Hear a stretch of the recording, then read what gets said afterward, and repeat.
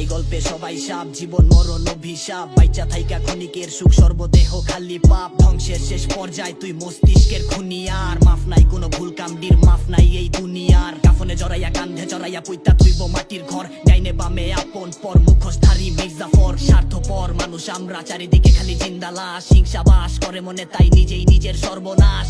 তোর ভাই একলাই, আমার খোদাই কয় কেউ আইব না। তোমার পোলাই যোদ্ধা, মাতারে লইয়া ভাইব না। তোর ভাই গাইব না মনে, শান্তি চাইব না। আরে জীবন ফুরাই যাইব, ফেরত কিন্তু পাইব না কেউ। এ যুদ্ধে সব শেষ হইব, কলম নিচে নামবো না। হন তোর ভাই হাঁটা দিলে কারো লেগা থামবো না।